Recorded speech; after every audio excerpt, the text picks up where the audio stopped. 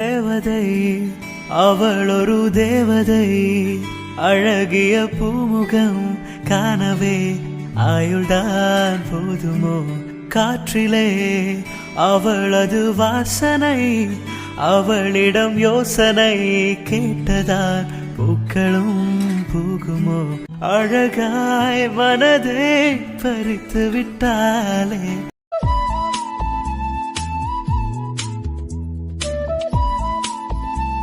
எப்படியோ நினைச்ச மாதிரி இந்த ஆட்டை முடிச்சாச்சு. இன்னைக்கு எப்படியாச்சும் கரெக்ட் டைம்ல சப்மிட் பண்ணிடணும். இன்னைக்கு ஃபுல் டே டைம் இருக்குதான். ஸோ நம்ம போய் முதல்ல ஷாப்பை ஓப்பன் பண்ணிடலாம். செல்வி அக்கா வந்துருவாங்க. அவங்க கிட்ட கடையை பார்த்துக்க சொல்லிட்டு நம்ம போயிட்டு சப்மிட் பண்ணிட்டு வந்துடலாம். ஆமா, அதுதான் கரெக்டு. ஷாப் ஓப்பன் பண்ணிட்டு தான் போகணும். லக்ஷ்மி, ஸ்ரீநிதி கிளம்பிட்டாலாமா? அவெல்லாம் முன்னாடியே கிளம்பிட்டாங்க. மீரா தான் ரெடி ஆயிட்டு இருக்கா. அதான் அந்த பெயிண்டிங்கு ஏதோ போய் கொடுக்கணுமாமா, அதனால கொடுத்துட்டு கடைக்கு போகணும்னு சொல்லிக்கிட்டு இருந்தா. என்ன பண்றாங்கன்னு தெரியல. ஓ ஆமால, இன்னைக்குதான் கடைசி நாள்னு சப்மிட் பண்ணணும்னு சொல்லிக்கிட்டு இருந்தா. சரி சரி, வரட்டும். மீரா, மீரா. பவித்ரா, என்னம்மா வாசல்ல நின்னு கூப்பிட்டுட்டு இருக்க? உள்ள வா. இல்ல பெரியம்மா, டைம் ஆகுது. அதெல்லாம் ஒண்ணும் இல்ல, ஒரு 2 நிமிஷம் உள்ள வந்துட்டு போகிறதுல என்ன ஆக போகுது? உள்ள வா. வாடா. வரேன் பெரியப்பா.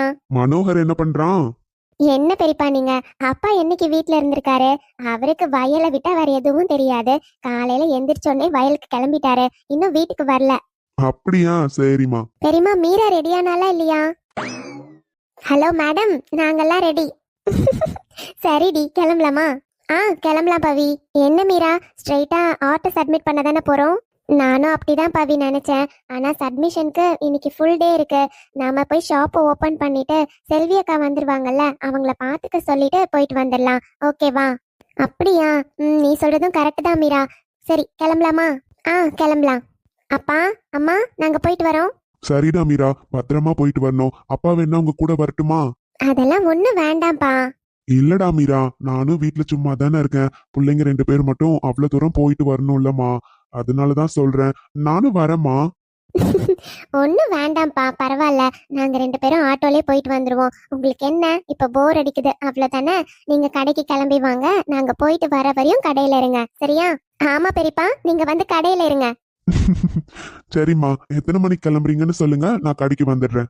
அப்பா, போய் கடையை ஓபன் பண்ணிட்டு ஒரு 10-10:30 தான்ப்பா கிளம்பலான்னு இருக்கேன். நீங்க ஒரு 10 மணிக்கு வாங்க, அதுக்கப்புறம் நாங்க கிளம்புறோம். சரிடா. 2 பேரும் பத்திரமா போயிட்டு வாங்க. அப்புறம் புது ஆட்டோல எல்லாம் போக கூடாது. எப்பவும் நமக்கு தெரிஞ்ச அண்ணா இருக்காங்கல்ல, அந்த அண்ணா கூட மட்டும்தான் போயிட்டு வரணும், சரியா? சரிங்கம்மா.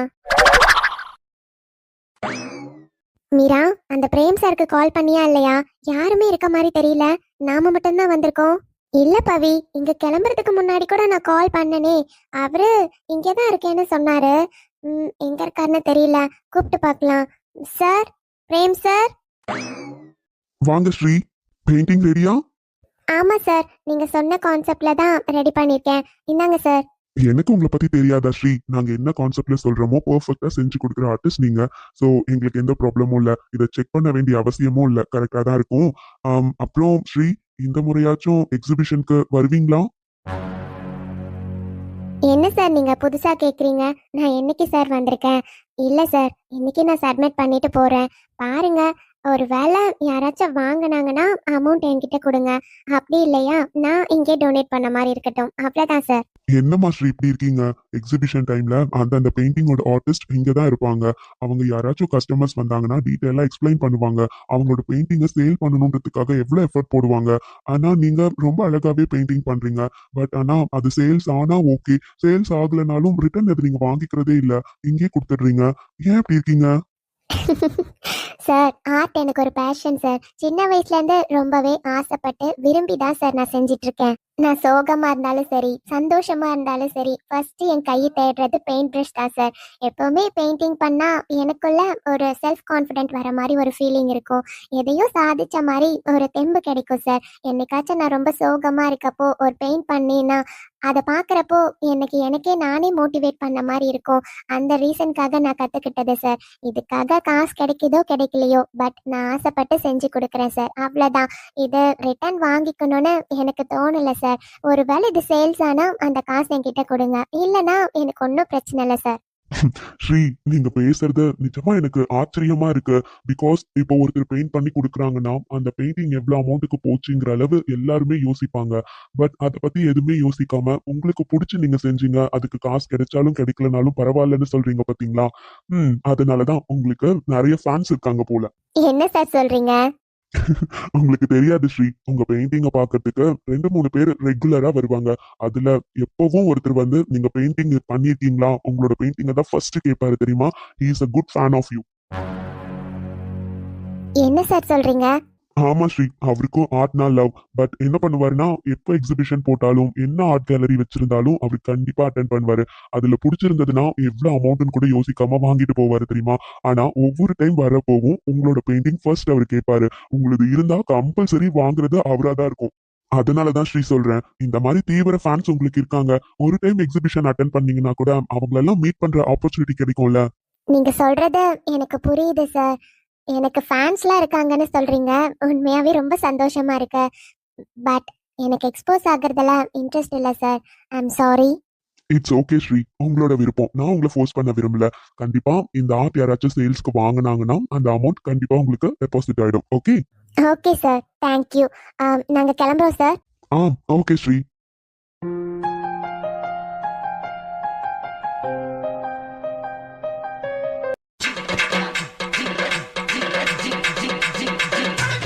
ஏண்டி போதுமா? என்ன இனியா இவ்ளோ கம்மியா வாங்கி கொடுத்துட்டு போதுமான்னு கேக்குற? It's okay. அடியே மஞ்சு, இது கம்மியாடி. லஞ்ச் பீரியட் முடிஞ்சு 1 hour கூட ஆகல. அதுக்குள்ள பசிக்குதுன்னு கேண்டீன் கூட்டிட்டு வந்து சும்மா ஒரு ஜூஸ் மட்டும் எங்களுக்கு ஆர்டர் பண்ணி விட்டுட்டு, ஏண்டி 2 ஃப்ரெஞ்ச் ஃப்ரைஸ், 2 எக் பஃப், அது என்னடி ஏதோ சூப் மாதிரி வாங்கி வச்சிருக்க? ஆமாடி, சூப் தான், சிக்கன் சூப். ரொம்ப முக்கியம் இப்ப எக்ஸ்பிளனேஷன். எப்படி இதெல்லாம் உன்னால சாப்பிட முடியுமா? அட போங்கம்மா, நீங்க 2 பேரும் தான் எப்ப பார்த்தாலும் குருவி கொத்துற மாதிரி கொஞ்சம் கொஞ்சமா சாப்பிடுவீங்க. நான்லாம் அப்படி இல்லப்பா. சின்ன வயசுல இருந்தே நல்லா சாப்பிட்டு வளர்ந்த உடம்பு. சாப்பிடலன்னா என் வயிறுக்கே நான் பண்ற துரோகம்டி.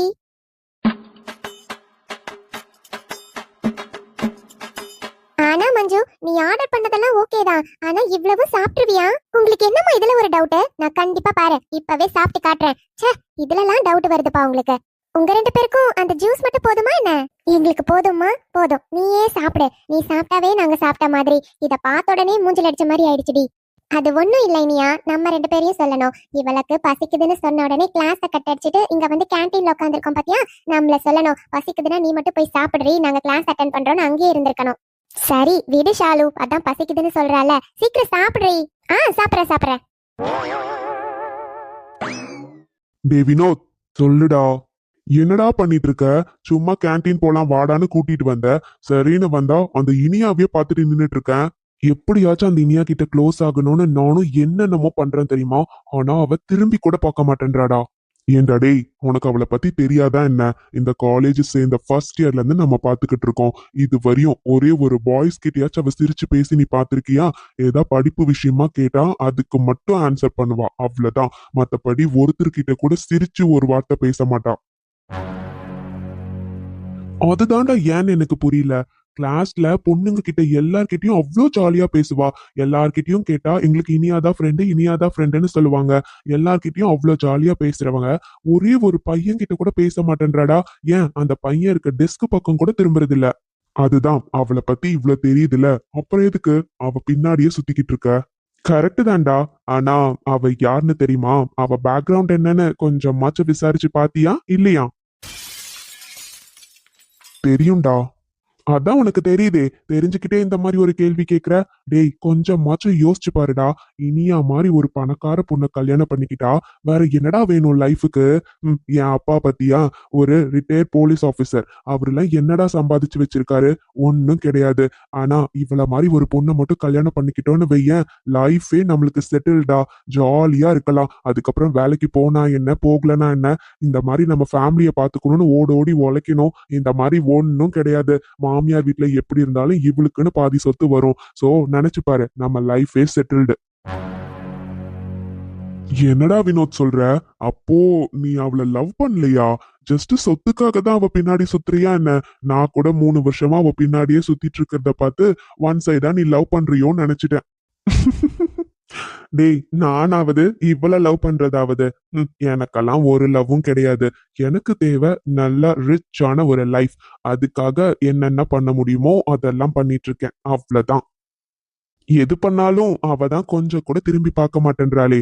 இப்ப பாத்தியா, கிளாஸ கட் அடிச்சுட்டு 3 பேரும் கேன்டீனுக்கு வந்திருக்காங்க. இங்க வந்தாலாச்சும் நம்மள ஏதாச்சும் பாப்பா, கொஞ்சமாச்சும் அந்த சாக்குல ஏதோ 1 2 வார்த்தை பேசலான்னு பார்த்தா மச்சான், முதல்ல அவ கூட ஃப்ரெண்ட் ஆக ட்ரை பண்ணு. அதுக்கப்புறம் நீ நினைச்சதெல்லாம் ஒன்னொன்னா நடக்கும். நானும் ட்ரை பண்ணிட்டு தானடா இருக்கேன். முன்னாடிலாம் திரும்பி கூட பார்க்க மாட்டா. இப்ப அட்லீஸ்ட் ஹாய் பாய்னு ஒரு வார்த்தை பேசுறாளே, அதுவே பெரிய சான்ஸ் தான். இதுக்கப்புறம் கொஞ்சம் கொஞ்சமா பேசி அவளை என் வலையில விழ வைக்கிறேன்டா. ஏ இனியா, என்னடி அங்க பாத்தியா அந்த வினோதும் குணாலும்? பார்த்தேன். எனக்கு சரியான டார்ச்சரா இருக்குடி. எப்ப பார்த்தாலும் எங்க போனாலும் பின்னாடியே வந்துட்டு இருக்கானுங்க. கடுப்பா இருக்கு. அதுதான் இனியா எனக்குமே புரியல. நீ ஒரு பசங்க கிட்ட கூட பேச மாட்ட, ஏன் ஹாய் பாய் கூட சொல்ல மாட்ட. அப்படி இருக்கப்போ இவனுங்க 2 பேர் மட்டும் எப்ப பார்த்தாலும் உன் பின்னாடியே சுத்திட்டு இருக்காங்க. எதுக்கு எடுத்தாலும் வழிய வந்து பேசிக்கிட்டு டார்ச்சர் பண்றாங்க. இங்க பாரு, கேண்டீன் வந்தது ஜாலியா உட்காந்து சாப்பிட்டு சிரிச்சு பேசிட்டு போலான்னு. இங்க வந்து கூட நம்மளையே வெறிக்க பார்த்துட்டு இருக்கானுங்க. அவனுங்க பார்த்தா இதெல்லாம் சாப்பிட்டா வயிறு கூட வலி எடுத்துக்கோண்டி. அதானே பார்த்தேன், என்னடா மஞ்சு இவ்வளவு அக்கறையா பொறுப்பா பேசுறாளேன்னு. தெரிஞ்சிருச்சுடி.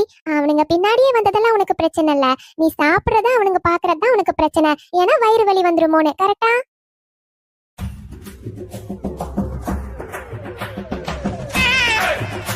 ஆமா, அப்புறம் சாப்பிடுறப்ப பார்த்துட்டே இருந்தா வயிறு வலிக்கும்ல.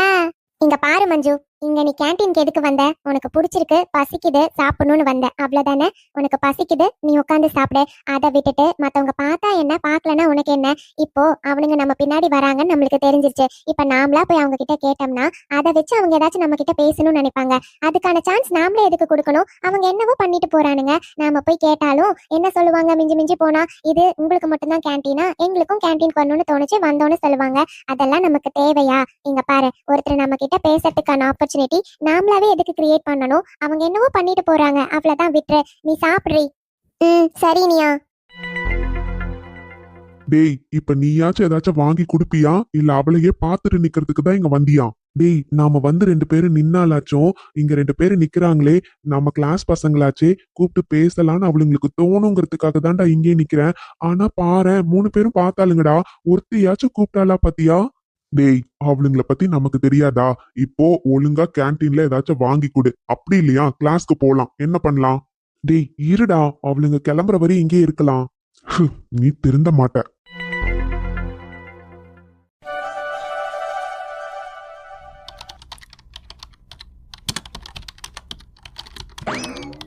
Hello, excuse me. Yes sir, what you want? I want to meet mister Karthik. உங்க பேர் என்னன்னு சொல்லுங்க சார். அப்பாயின்ட்மெண்ட் புக் பண்ணிருக்கீங்களா? எக்ஸ்கியூஸ் மீ, நான்லாம் ஒன்னும் அப்பாயின்மெண்ட் புக் பண்ணல. பட் நான் யாருன்னு தெரியுமா உங்களுக்கு? என்கிட்டயே அப்பாயின்மெண்ட் இருக்கான்னு கேக்குறீங்க? சார், நீங்க யாரு? இதுவரையும் நான் உங்களை பார்த்ததே கிடையாது. அது மட்டும் இல்ல, கார்த்திக் சாரை மீட் பண்ணணும்னா கண்டிப்பா அப்பாயின்மெண்ட் வேணும் சார். அப்பாயின்மெண்ட் இல்லாம அவரை யாரையுமே பார்க்க முடியாது. அது மட்டும் இல்ல, அவர் இப்ப ஆபீஸ்லயும் இல்ல, வெளியே போயிருக்காரு. வாட்? கார்த்திக் ஆபீஸ்ல இல்லையா? இல்ல சார். ஓ ஷிட், இன்னைக்கு எப்படியாச்சும் அவனை பாத்துடலான்னு வந்தா ஆபீஸ்ல இல்லையா அவன்? அந்த ரகு இங்க தானே இருப்பான். சரி, அவனை வச்சு பேசி பார்க்கலாம். அதுதான் சரி. ரகுநாத் இருக்காரா? அவரை மீட் பண்ண முடியுமா? ரகுநாத் சார் கிட்டயும் அப்பாயின்மெண்ட் வேணுமே சார். நீங்க அப்பாயின்மெண்ட் வாங்கிருக்கீங்களா? Hello, excuse me. அவர் ஒன்றும் இந்த கம்பெனியோட எம்டி கிடையாது. Is just a manager. Manager கிட்ட பேசணும்னா அப்பாயின்மெண்ட் வாங்கணுமா என்ன? சார், இந்த கம்பெனில அவருக்கு மேனேஜர் போஸ்ட் கொடுத்திருக்காங்க.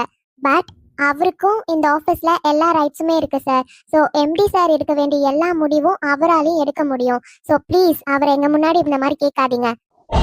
Okay madam, can I meet mister Raghunath? Sir, ஒரு 5 மினிட்ஸ் வெயிட் பண்ணுங்க, நான் சார் கிட்ட கேட்டுட்டு வந்துடுறேன்.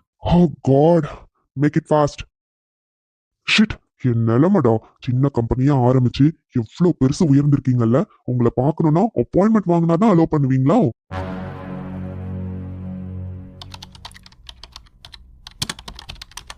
மே I come in sir? Yes, sir. சொல்லுங்க ஃபாத்திமா. சார், அப்பாயின்மெண்ட் வாங்காம ஒருத்தர் வந்து கார்த்திக் சாரை மீட் பண்ணியே ஆகணும்னு கேக்குறாரு. நான் எவ்வளவோ சொன்னாலும் கேட்க மாட்டேன்றாரு சார். கார்த்திக் சார் இப்போ ஆபீஸ்ல இல்ல, வெளியே போயிருக்காருன்னு சொல்லியிருக்கேன். இருந்தாலும் உங்களை மீட் பண்ணாம போக மாட்டேன்னு நிக்கிறாரு சார். உங்களை கண்டிப்பா மீட் பண்ணியே ஆகணுமா? வாட்? யார் வந்திருக்காங்க? சார் திலீப்னு சொன்னாரு. ஏகே குரூப்ஸ்ல இருந்து வந்திருக்கேன்னு சொன்னாரு சார். ஓகே, உள்ள வர சொல்லுங்க. Okay sir. Hello mister Raghunath. Hello sir, சொல்லுங்க, எப்படி இருக்கீங்க?